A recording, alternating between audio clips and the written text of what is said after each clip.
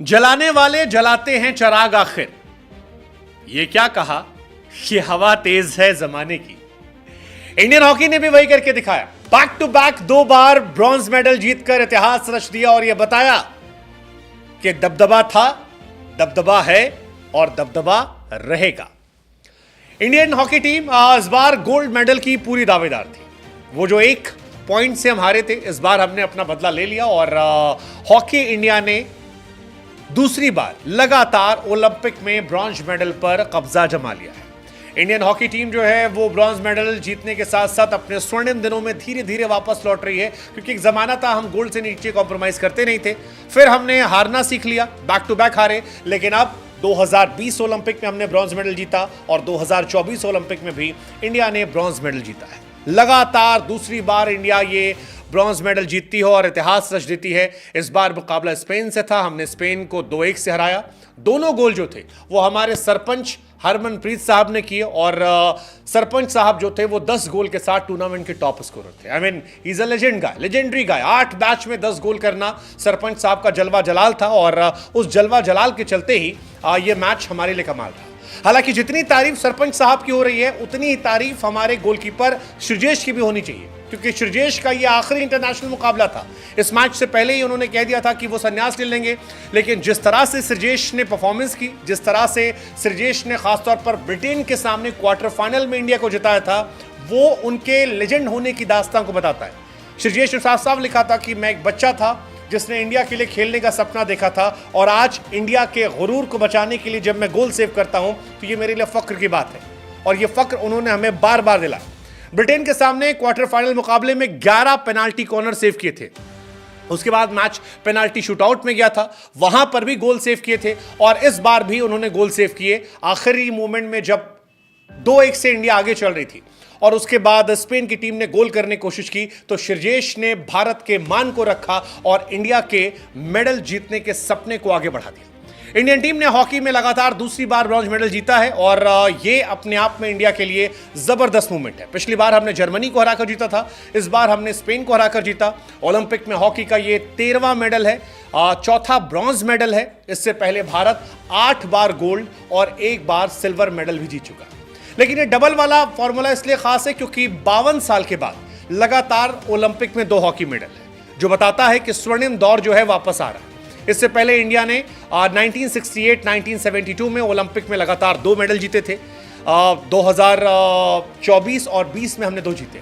Bronze तब हमने जीता था 1968-70 में और इस बार टोक्यो पेरिस में। टोक्यो पेरिस से पहले अगर बात की जाए तो मैक्सिको सिटी में 1968 में और म्यूनिच में हमने 1972 में 2 मेडल जीता था। तो वो कहानी थी। इस मैच की बात की जाए तो इंडिया ने 2-1 से मैच जीता और कप्तान लीडर हरमनप्रीत जो है सरपंच साहब वो सामने से थे।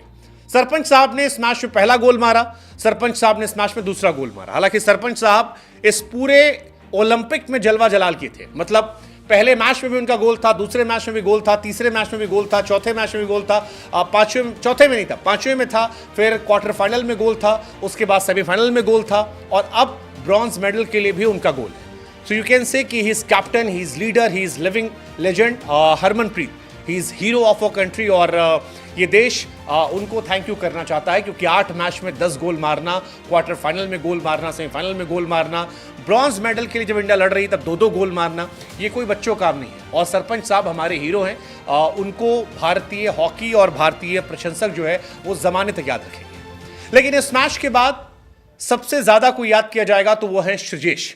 सृजेश ने आइकॉनिक सेव इस मैच में किया और इसी वजह से दुनिया कह रही है कि सृजेश आपने हर वो जो गोल सेव किया, हर गेम में जिस तरह से आपने हमें जीत के लिए सुनिश्चित किया, इन सारी यादों के लिए हम सब आपके शुक्रगुजार हैं P R Sreejesh. Thank you legend.